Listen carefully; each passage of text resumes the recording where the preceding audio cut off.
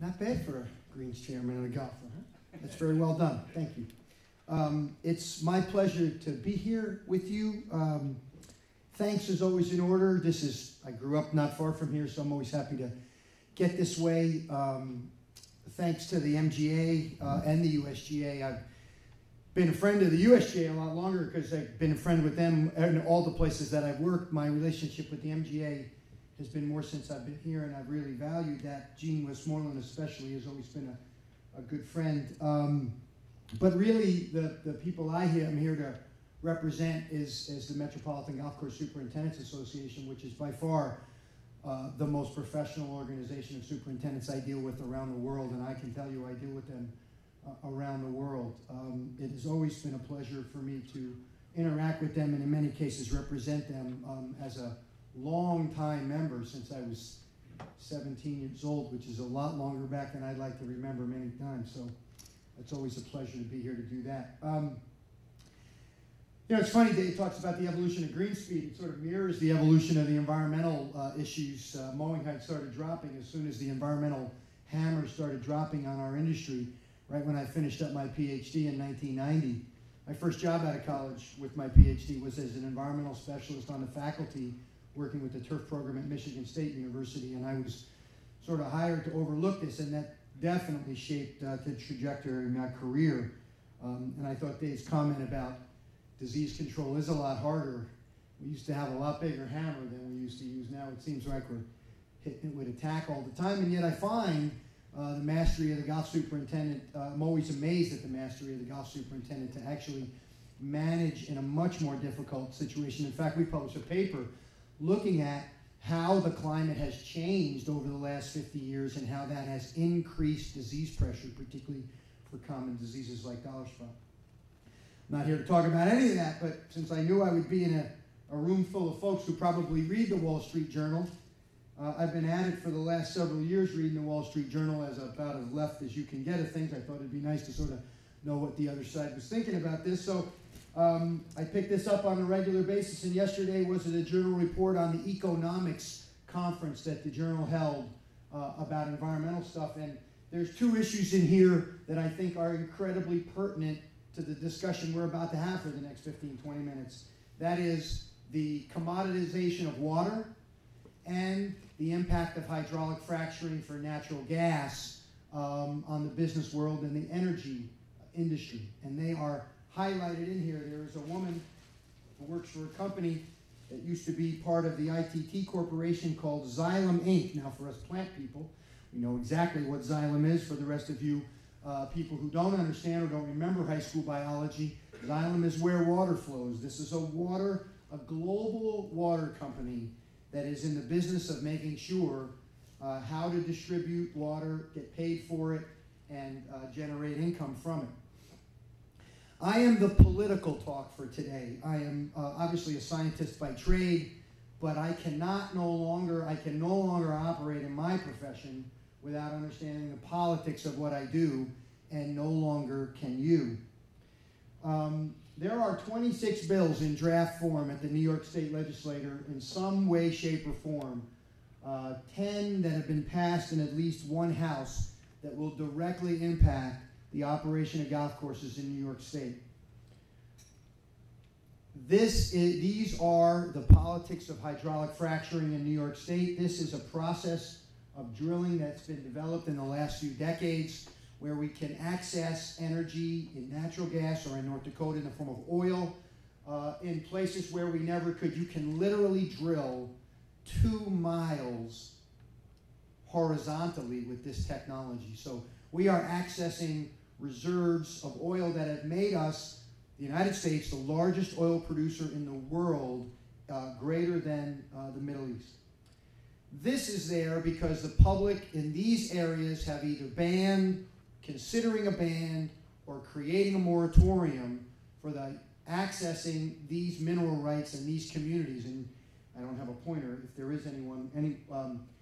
The place where I live is one of these places. So I have to tell you, in preparation for what I'm going to talk to you about, I drew a very strong parallel beside this operation and the regulation of golf courses.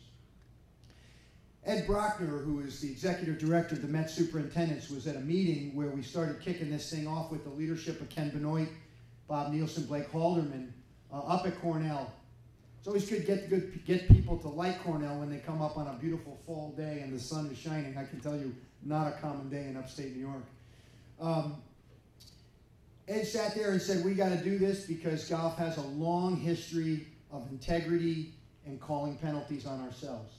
And I don't believe that we need to call penalties on ourselves necessarily, but the idea that we want to get out in front of protecting one of the most valuable resources we have in this state, which is our water, is the single most important thing I can tell you about why golf needs to embrace this project.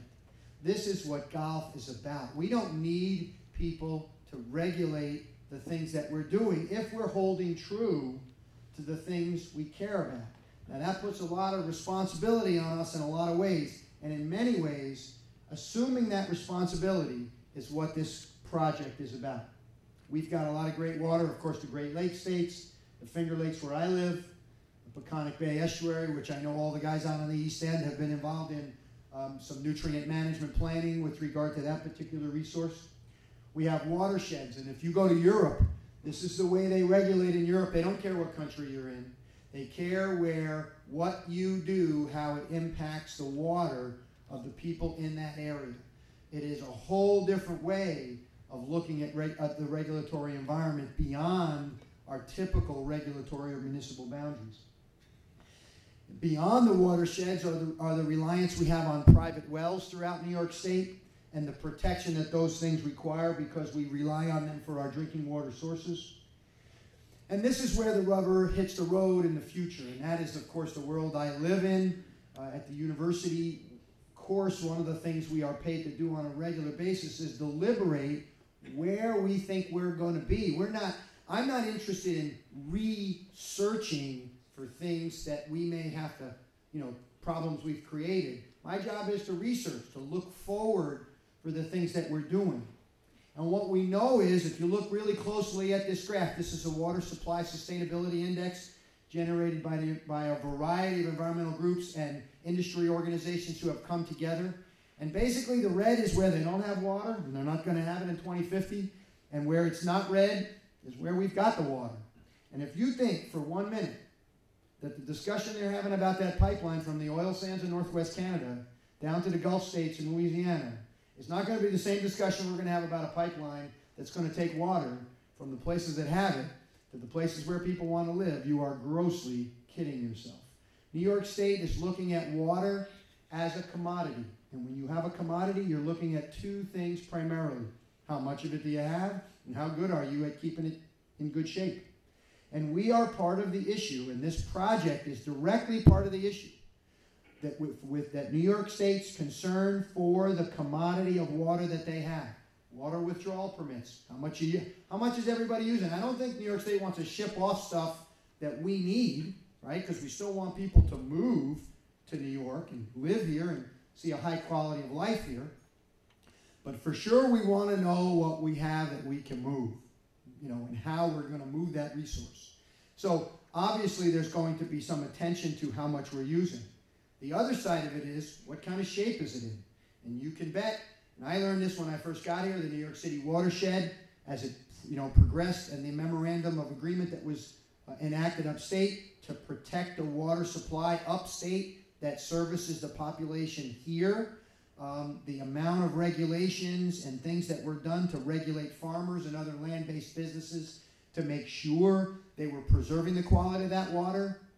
If we sit by and wait as a golf industry, we are not going to have a say in the way these things are done that are going to regulate the resource that essentially determines whether we can have a golf course or not. Dave's comment about firm conditions isn't going to be a comment anymore when you're not able to put the water out there. Now, again, from a political perspective, the economics and the environment has a political role. This was a book I finished very recently about the environmental regulations and economic growth. And one of the things that came out there was that research findings continue to reinforce the need to design and implement environmental regulations that stimulate economic growth. and at the same time enhance environmental quality. I can tell you, there's probably not a single golf course superintendent in this audience who's going to tell you the environmental regulations that they're facing right now has stimulated economic activity in that company, in the golf course. I'm sure they'll tell you it stimulated economic activity for fertilizer companies and pesticide industries and other places as we've had to move to different technologies. But as far as the operation of that club, it's getting more and more expensive to do business. And if you want to know what that feels like, you can talk to the golf courses in Las Vegas and in the desert Southwest that on average, based on studies, will pay anywhere from $500,000 to $1.2 million per year for water. That's their water bill. I would venture to say the highest water bill I'd find in this audience might be $50,000 if it's that high. If they're on exclusively municipal water, it might be higher, but I doubt it is. You think about the economics of your club if you've got to pay $500,000 for water. And that's the kind of thing that we need to get involved in that conversation about. When you talk about economics of the environment, there's only the peg of the stool left, and one peg of the stool left, and I pass it again back to Dave to remind us that golf's a game, it's supposed to be fun, it's a recreational activity, it's a social endeavor. We have clubs, golf, for social endeavors. And something's not going to be sustainable if it doesn't have social value. And we have social value in this business beyond the economics and the environmental aspects to it. And that is the one part of this organization and this industry that can help it to remain sustainable. Help it to remain sustainable, not simply be just another, industry that has a widget called golf that you sort of pay for and do. It's a social aspect as well. Back to hydraulic fracturing, I can assure you there are many people who see no social value and do not see a sustainable vision for this particular industry, and they don't really care as long as there's a place to drill, put something in the ground, get the energy that society demands. I don't think people look at this particular operation as sustainable. They might look at the economic part of it as sustainable, but necessarily a social aspect, not so much so. Now, golf takes up a lot of land. We did some surveys a number of years ago. Again, to try to get us back on track, I'll just say we are about 11% of the land use in New York State, and I'm sure other states have that data as well about how big golf is as a land use. Golf is about maybe 10% of the economic value of the turf industry in New York State, and this is pretty consistent state to state. For those of you from Jersey and Connecticut, it's probably the same there as well, where the really 800-pound gorilla is the homeowner on and around the home lawn, whether it's for their own spending of the money or the spending of the money on lawn care companies, represents a significant driver from an economic perspective. Golf at about 10%.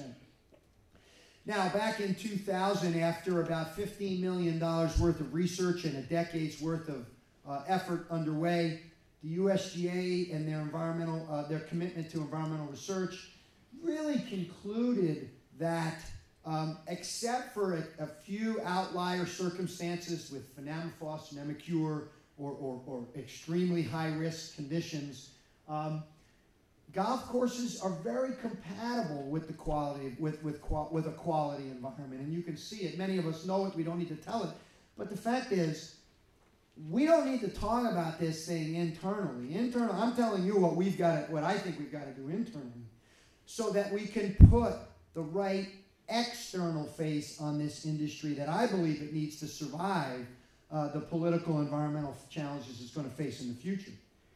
Mike Kenna, the director of the USGA Research, Jim Snow, the retired national director of the USGA, wrote this in a preface to a book that summarized all that research, that we need to keep asking questions. Effort should be increased to educate golfers about environmental issues. And I'd only add that effort needs to be increased to communicate to non-golfers, because when you're only talking about a 12% subset of your population that is involved in your industry, you've got to get 88% of the people convinced in some way, shape, or form that what you're doing is environmentally compatible. Now, when the GCSAA started the Environmental Institute for Golf, they really had a vision that what they had to do was initially set a baseline. The USGA had done the research. Now it was a time to determine about how this work was going on out there. And you can't really say you're getting better at watering or getting better at fertilizing or getting better at pest management if you don't have a sense of where you start. And the Environmental Profile Project was a measure of a survey of sort of where they started. They asked golf courses. They had a really good response rate. About 25% of the golf facilities in the U.S. responded. They did one for land use. They did one for water use, fertilizer use, pesticide use, and energy use. This happens to be the one with regard to, I believe this is water use. The United States golf courses are using about 2 billion gallons of water per day. Total water use in the United States is about $408 billion. Golf courses represent about 0.5% of the water used in the United States. And by far, the largest user of water in the United States is production agriculture. And you can drive to the great fertile belt of California if you have any questions about that. The southwestern United States uses about 1.3 million gallons per day, spends about $100,000 per year, anywhere from $85,000 to $1.1 million. The Northeast uses about 250,000 gallons a day, or $6,300 is spent per year. So obviously big disparity, and why you can see that the demand for water is not where the water is. The environmental profile looked at fertilizer use, and we put this up there because, of course, as a potential contaminant, nitrogen and phosphorus are important players in this discussion. About 154 pounds of nitrogen per acre per year, 65 pounds of phosphorus. That's probably going to drop significantly with the regulations. We use more nitrogen fertilizer than is used on corn, but less on a high-intensity horticulture crop like tomatoes. 50% of us have written nutrient management plans. 6% of us are required by law. I suspect those numbers are going to change.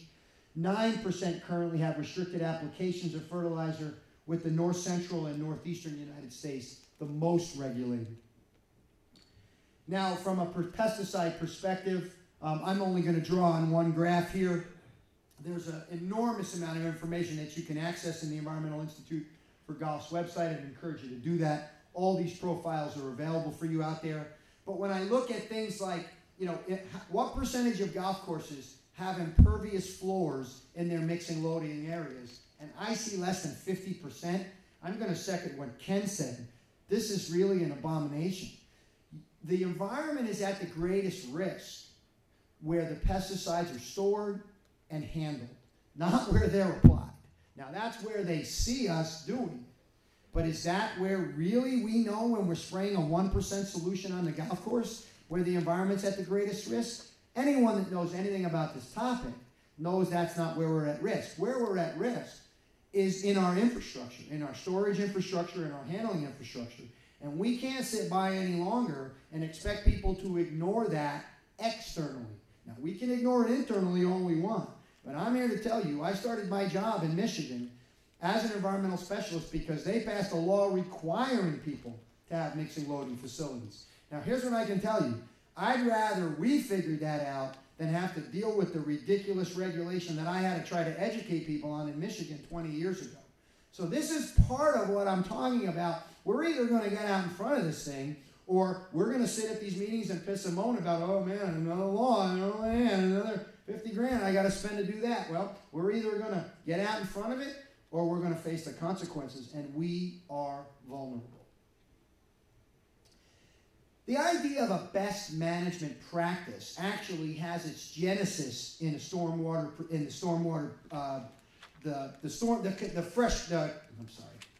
US EPA passed the Clean Water Act in 1974. As part of that, the National Pollution Discharge Elimination System was created, and as part of that, dealing with storm water was where the idea for what's the best way to deal with stormwater. I mean, obviously, we're not going to build more sewage treatment plants. There's an enormous amount of money associated with that. But how are we going to ensure that what goes into sewer on Locust Avenue in Scarsdale, New York, doesn't wind up in the Hutchinson River, which doesn't make it out to the Hudson River, which doesn't go out to the ocean or to the Chesapeake Bay, depending on your watershed? Well, communities got involved in setting up these best management practices, and the idea is when something is best means that it's best for protecting the quality of the water. Now, between when I was in Buffalo and when I came down here, the hydraulic fracturing organizations have gotten together. The energy companies that are drilling for the oil and the gas have started to work with environmental groups who want to set standards for how this is. They've come together to create this Center for Sustainable Shale Development. And they are setting up, they're calling them performance standards. It's code for BMPs. So here's an industry that I've sort of paid very close attention to, and seeing how the concern that people have for the impact this industry could have on the quality of water, and that they have worked with environmental groups to set up performance standards is almost exactly what we're talking about doing here for our industry. Now, I can say we have a much better story to tell than the fracturing industry does with regard to that. We're not the first group to take this on. Florida took this on in 2007.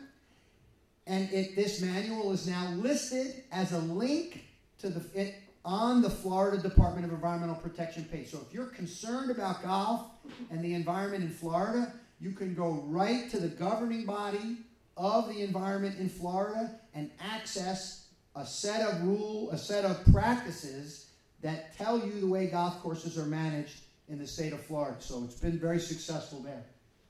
In Connecticut, many of the attendees may be here from Connecticut. You know you developed best management practices for that in cooperation with the Department of Environmental Protection, motivated, I believe, by water withdrawal concerns. And that is listed on a website that's part of the Association of United States Cities called Sustainable Cities Institute, that if you want to see best management practices for water use on golf courses, you can access what the Connecticut superintendents got behind on that particular site. So you can see that there is credibility that goes along with developing this particular document. The most recent motivation was the work that was done by the Virginia golf course superintendents. We met with them back in Las Vegas a number of years, last year, when we got this project started. And that, again, was motivated by the executive order that President Obama passed in the Chesapeake Bay to protect the water quality down there. Now, where are we? It's March. We are just about a year from when the idea was first floated. I'm feeling pretty good about how far we've gotten, considering the enormity of this project. Obviously, you'll see brochures there, and we certainly want you to take that and get people in and out of golf educated about what we are embarking upon here. Ken and Blake and Bob have really provided exceptional leadership to this project. And for somebody that works with industry people all the time, I'd like them to get involved in a whole bunch of other projects that I've got on my mind, but I'm sure they've got other things to do. This began to be discussed back in 2010 at the New York State Turfgrass Association level, but it wasn't until the golf guys got involved that this thing really got motivated. And I can tell you now, it's being held up as a model across all green industries as the way the green industries need to move by the DEC throughout the state.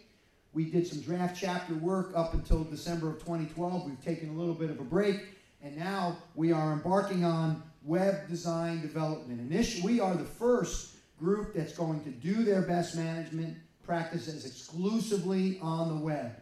And the power of the web is one that's both a blessing and a curse. It's a blessing in the sense that when it's done, it's going to be this enormously much more powerful tool than any book will ever be for a variety of reasons that we know about the web.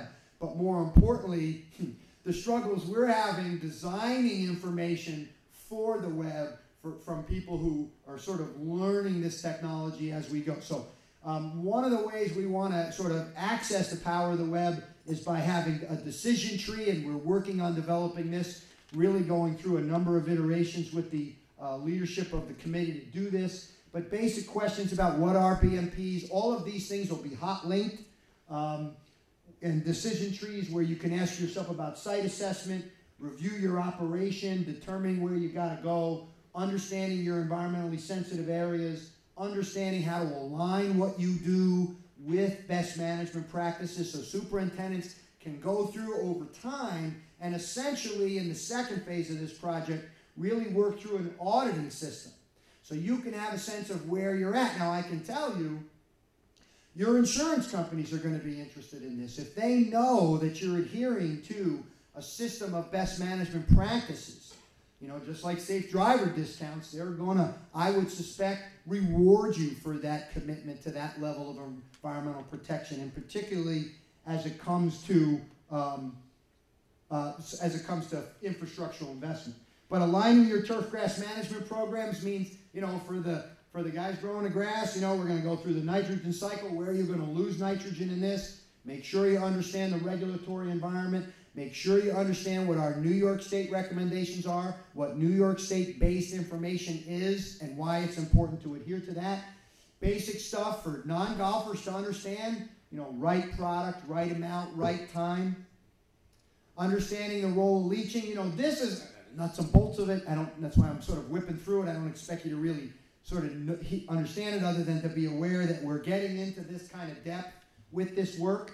Understanding basic irrigation stuff. Groundwater ubiquity stores. Do you know how likely some of your pesticides are to leach? Just because they're regulated by the EPA, that doesn't mean that they, even when used properly, couldn't result in some environmental effect. Some are more likely to leach than others. We're going to make you aware of those things. But again, back to the insurance place. You know, if I can tell you your greatest risk is your infrastructure, where you're storing and handling them, if I was in the insurance business, I'd want to make sure we're adhering to these BMPs to make sure that we are storing these things properly, we are handling these things properly, we are following the proper safety precautions for our workers from worker protection standards. And then maybe we're monitoring our water. We believe in many ways that if you're attending to what you need to do there, that there's no necessary need for involved water quality monitoring programs. Many of you, as part of Audubon, may be already doing it. Maybe as part of a permit, if you're a relatively new golf course, you're doing it as part of that as well. But obviously, we're going to give you instructions on what's the way to do this. And of course, there's national standards for that sort of stuff. Now, the beauty of the web is the flexibility that while you have this enormous power to link to things in the entire web universe, you also have the ability to print stuff out as if you wanted to read it as a book. And so we're developing these fact sheets for print on demand, so you could print them out, maybe 100 or 200 that you could print out and literally have as a manual if you wanted to have that. We're also going to develop a sort of 10 to 12-page executive summary that we'll be using for political purposes to make sure people understand that this exists in case they don't make their way to it on the web. It's always nice, and I think the superintendents learned this recently with the advocacy day, be able to hand just a brochure to the legislatures and their aides, the value of them actually holding something and seeing it in their hands, that this is a tangible resource. So, I'm trying. I would have had a speed talk backwards to stay on time. But we are in this together. This is an enormous opportunity as for us to come together as an industry, as an industry that wants to demonstrate its value and to really aspire to that comment that Ed made, that we really are an industry of integrity. We really are willing to call penalties on ourselves. We really are aspiring to a high level of environmental quality, and obviously we need your help to fund this thing. There obviously is enormous costs involved and people committing their time to doing it in and out of the land grant system to do that. The technical review, public relations, integration into the management programs, integration. Maybe I've had this conversation. This is my fourth or fifth conversation across New York State. And for those of you that travel New York State at all, not all the golf clubs look like Willow Ridge. This is a spectacular facility, but when I speak at a Pompey Golf Club, and they're happy to have what they have. When they have when they have an equipment washing area that's got a drain, that's got a pipe that goes to the stream, that goes out to Skinny Atlas Lake, and I got to go to them and say, you can't do that anymore. I'm sorry about this, but you got to stop that. You got to make that pipe go somewhere else. You can't let it go where it's going.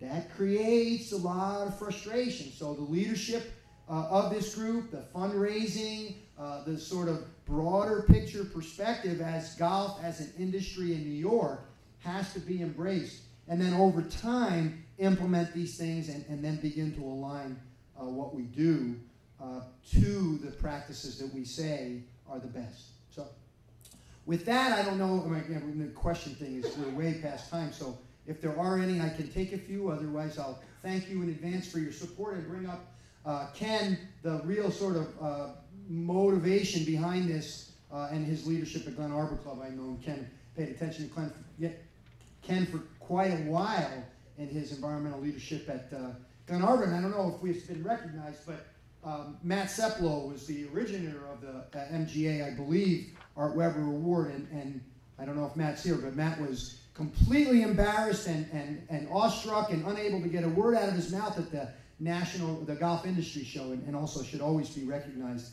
for his commitment to environmental quality. So I'm going to pass it to you, and I will stay here in case there are any questions.